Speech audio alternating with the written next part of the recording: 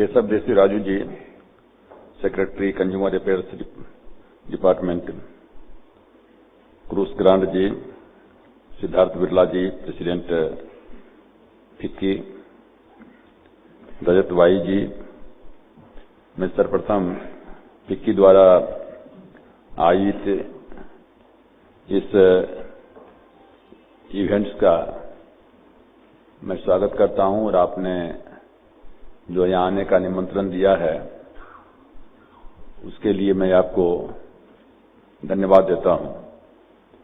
आप जानते हैं कि भारत आज विश्व के मानचित्र पर एक बड़े उपभोक्ता बाजार के रूप में स्थापित हो चुका है। विगत वर्षों में हुए आर्थिक विकास और बढ़ते उपभोक्तावाद तथा युवा वर्ग की एक बड़ी आबादी होने के कारण आज देश के उपभोक्ता वस्तुओं का इस्तेमाल चरम सीमा पर है। वैश्वीकरण के इस दौर में एक ओर जहां प्रति व्यक्ति आय तेजी से बढ़ रही है, तो दूसरी ओर तरह तरह की उपभोक्ता वस्तुओं का प्रसार भी देश भर में हो रहा है। अनुमान है कि आगामी 10 वर्षों में देश में उपभोग आज के स्तर से 4 गुना हो जाएगा। ऐसी स्थिति में उपभोक्ता तक पहुंचने के लिए तरह तरह के बिजनेस मॉडल का इस्तेमाल हो रहे हैं। हाल के दिनों में डायरेक्ट सेलिंग अथवा सीधे व्यापार मॉडल का प्रचलन तेजी से बढ़ा है और इसके और बढ़ने की संभावना है। डायरेक्ट सेलिंग विश्वव्यापी मॉडल है जिसमें बिना किसी खुदरा आउटलेट के उत्पादक स्वयं या अपने थोक व्यापार के माध्यम से उपभोक्ता तक पहुंच जाता है। मैं जानता हूं कि ऐसी कंपनियां जैसे एमवे, ओरिफ्लेम, एवन आदि ने देश में इस तरह के डायरेक्ट सेलिंग के नेटवर्क स्थापित किए हैं। अधिकांश मामलों में घरेलू महिलाओं के माध्यम से इन कंपनियों ने अपने उत्पाद सीधे अन्य ग्राहकों उपभोक्ताओं तक पहुंचाने का कार्य किया है और ऐसा कर रहे हैं। ऐसी स्थिति में फिक्की द्वारा डायरेक्ट सेलिंग के इस सामयिक विषय पर अध्ययन कर न केवल एक संकलन जारी किया जा रहा है, बल्कि इस विषय पर जनता के बीच फैली भ्रांतियां इस कार्यक्रम के माध्यम से बहुत हद तक दूर करने का आपने प्रयास किया है। मैं मानता हूं कि डायरेक्ट सेलिंग का तरीका जनता के बीच लोकप्रिय हो चुका है और कंज्यूमर्स इस बात से प्रसन्न होता है कि इंटरनेशनल कंपनियों द्वारा विदेश में बनी वस्तुएं उन्हें घर बैठे उचित दर पर मिल जाता है। किंतु डायरेक्ट सेलिंग के लिए इस्तेमाल की जाने वाली प्रक्रिया में खतरा भी है। वह यह है कि अधिकांश मामलों में सामानों के वितरण के लिए कंपनियों द्वारा पिरामिड ढांचा बना लिया जाता है, जिसमें प्रत्येक स्तर पर किसी न किसी तरह प्रोत्साहन सम्मिलित रहता है। डायरेक्ट सेलिंग की आड़ में इस तरह के कई मामले ही प्रकाश में आए हैं जिनमें उपभोक्ता को ठग कर कंपनियां रातों रात गायब हो गई हैं। मेरे विचार से इस तरह की कंपनियों और विश्वसनीय कंपनियों के बीच का अंतर समझना और उसे स्पष्ट करना बहुत ही आवश्यक है तथा इसके लिए आवश्यकता है व्यापार मॉडल के लिए सिद्धांत तय करने की। इन कंपनियों द्वारा अपनाए जाने वाले ढंग प्रक्रिया को भी नियंत्रण किए जाने की आवश्यकता है। डायरेक्ट सेलिंग के मॉडल के लिए नीति निर्धारण करने तथा उसके आलोक में दिशा निर्देश करने अथवा संचालन के नियम किए जाने की आवश्यकता है। हालांकि कंपनी कार्य मंत्रालय द्वारा भी नियम बनाए गए हैं, किंतु वे नियम मुख्यतः चिट फंड, पोंजी स्कीम अथवा इस प्रकार की मनी सर्कुलेशन स्कीम के द्वारा बनाए गए हैं। अभी सिद्धार्थ बिरला जी ने कहा है कि सेपरेट रेगुलेटर होना चाहिए जो कंज्यूमर अफेयर्स डिपार्टमेंट के अंदर हो और अभी हमारे सेक्रेटरी ने उस संबंध में जो है कंसल्टेशन के संबंध में कहा है और हम आपको विश्वास दिलाते हैं कि हम निश्चित तौर से जो है इस संबंध में हम ध्यान देंगे और इस पर विचार भी किया जाएगा। डायरेक्ट सेलिंग के इस संबंध में इस बात पर विवाद है कि यह सीधे उपभोक्ताओं से जुड़ा हुआ मामला है या प्रत्येक स्तर पर कोई न कोई वित्तीय लाभ के कारण मनी सर्कुलेशन का मामला है। ये दोनों चीजों को में से देखना पड़ेगा। डायरेक्ट सेलिंग उद्योग की मांग के कारण इस विषय पर सचिव उपभोक्ता मामलों की अध्यक्षता में एक अंतर मंत्रालय समिति की गठित की जा चुकी है। कमिटी जो आप लोग भी जानते हैं कि इसकी पहली बैठक आगामी 8 दिसंबर को होने वाली है, जिसमें डायरेक्ट सेलिंग के संबंध में यह विचार किया जाएगा कि क्या इस मॉडल के लिए अलग से रेगुलेटरी ढांचा की तैयार किया जाए अथवा वर्तमान में उपलब्ध विभिन्न विधियों के द्वारा ही इसे नियंत्रित किया जा सकता है। लेकिन जैसा मैं फिर कहना चाहूंगा कि जो रेगुलेटरी का जो बात आई है उसमें मैं काफी वजन देखता हूं और निश्चित रूप से हम इस पर विशेष जोर दे करके और इस पर क्या कहते हैं कोई निर्णय लेंगे। मैं आज उद्योग जगत के लोगों से ये अपील करूंगा कि डायरेक्ट सेलिंग के मॉडल तथा उसके संचालन के लिए जो भी रास्ता हो अपनावें, वह स्पष्ट और पारदर्शी होना चाहिए, जिससे उपभोक्ता पूरी तरह सूचना जानकारी के साथ अपने विकल्प को चुन सके। मैंने बार बार कहा है कि ये देश है और इसमें 125 करोड़ जो आबादी है वो सारे के सारे कंज्यूमर्स हैं, चाहे प्यून हो या राष्ट्रपति हो, चाहे छोटा गांव का आदमी हो, बड़ा बिजनेसमैन हो, किसी न किसी रूप में कंज्यूमर्स के रूप में उसको जो है अनुभव प्राप्त होता रहता है। और इसलिए जरूरी बात है उसमें ट्रांसपेरेंसी भी होना चाहिए।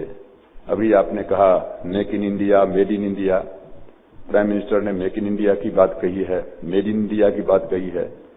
तो मेक इन इंडिया का मतलब है कि हम जो भी चीज बनावें, और साहब आप इंडस्ट्रीज के लोग यहाँ हैं, तो उसमें इतनी गुणवत्ता हो।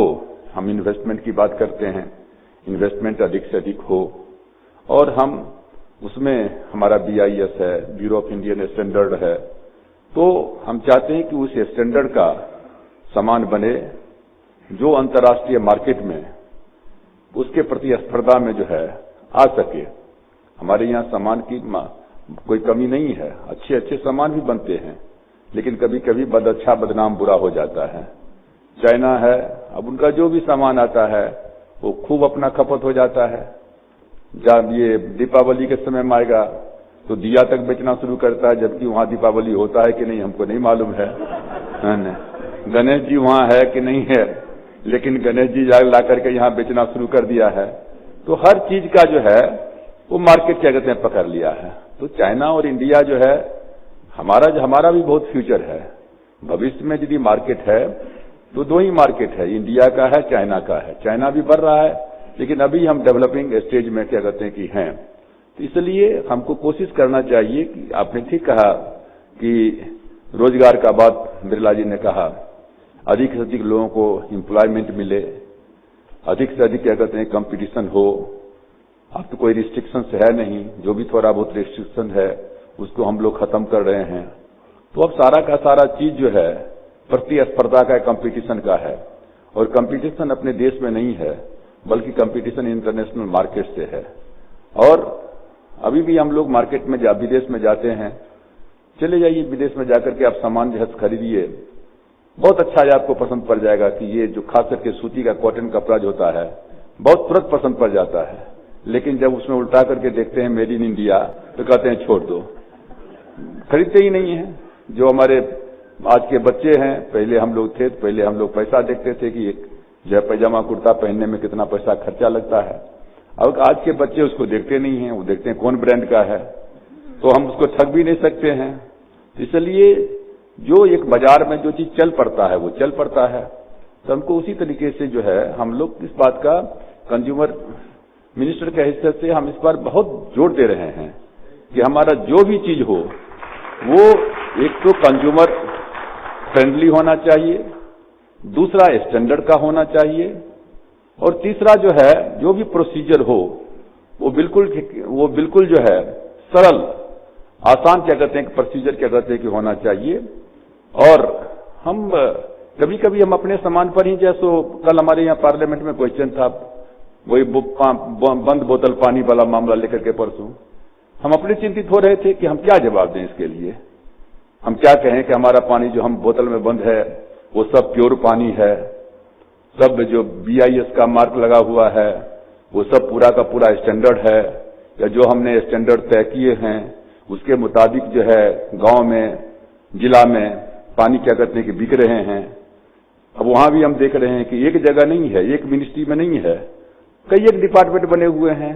कहीं जो है हेल्थ मिनिस्ट्री का मामला आ जाता है, कंज्यूमर का मामला है तो हेल्थ मिनिस्ट्री पकड़ेगा, कहीं जो है वो मिसलीडिंग एडवर्टीजमेंट का मामला आएगा तो चला जाएगा सीधे INB मिनिस्ट्री में चला जाएगा। तो अलग अलग क्या कहते हैं कि बने हुए हैं। तो एक जगह पर जो है कंज्यूमर का जो इंटरेस्ट है उसको एक जगह पर कैसे किया जाए, उसी तरीके से जो आपका जो डायरेक्ट सेलिंग का मामला है, तो आपने क्या कहते हैं इस बात को किया है। तो इसलिए मैंने कहा कि आपके ऊपर में हमको नाज है, और जब हम मेक इन इंडिया को परफेक्ट कर लेंगे तो मेड इन इंडिया तो ऑटोमेटिक क्या कहते हैं कि आपका जो है बाजार पकड़ लेगा। तब वहां लोग ज्यादा नहीं देखेगा, खाली पड़ेगा कि मेड इन इंडिया है, और जो आज का जो उनका एक इंप्रेशन है, इमेज है, वो बिल्कुल चेंज हो जाएगा। इसलिए मिकी के ऊपर में हम लोगों को, फिक्की के ऊपर में हम लोगों को बहुत, हम तो जब भी फिक्की की तरफ से जाता है हम तो कभी ना तो कहते ही नहीं है। बिरला जी के बाबूजी के समय से क्या कहते हैं हमारा चल रहा है, इसलिए हमको यहाँ आने में काफी जो है खुशी हुई। और मैं आपसे एक ही चीज इसके माध्यम से कहूंगा कि आप जो भी रेगुलेटर बनावें, जो भी आपका प्रपोजल हो, उसमें जरूर इस बात को देखिए कि कंज्यूमर के साथ में धोखाधड़ी नहीं होना चाहिए, क्योंकि वो हमारा सबसे क्या कहते हैं कि जो है मेन क्या कहते हैं पॉलिसी है। और हम जब तक रहे मिनिस्ट्री में नहीं रहे वो अलग बात है, लेकिन कंज्यूमर आज तो हम कंज्यूमर मिनिस्टर हैं, तो कंज्यूमर अफेयर्स के मिनिस्टर के नाते कंज्यूमर के इंटरेस्ट को प्रोटेक्ट करना हमारी टॉप प्रायोरिटी है। और हम एक तरफ में जहां चाहते हैं कि इंडस्ट्रीज जो है, देश का इंडस्ट्रीज आगे बढ़े, फले फूले और इंटरनेशनल मार्केट में कम्पीट करे, वहीं हम ये भी चाहेंगे कि जो हमारा जो कंज्यूमर्स है, 125 करोड़ कंज्यूमर्स हैं जिसमें आप लोग भी शामिल हैं, उनके हितों की हमेशा रक्षा हो। इन्हीं शब्दों के साथ आप सब लोगों को बहुत बहुत धन्यवाद है। जय हिंद, जय Bharat.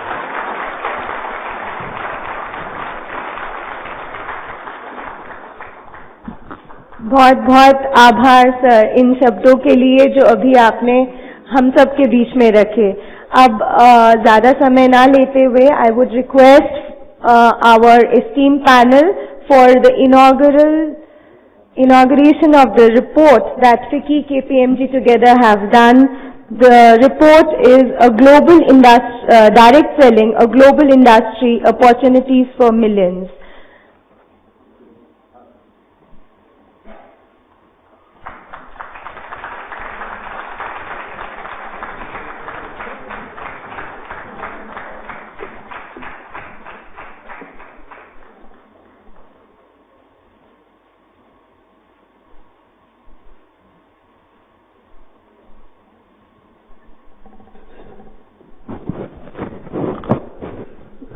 Thank you, gentlemen on the dais. We've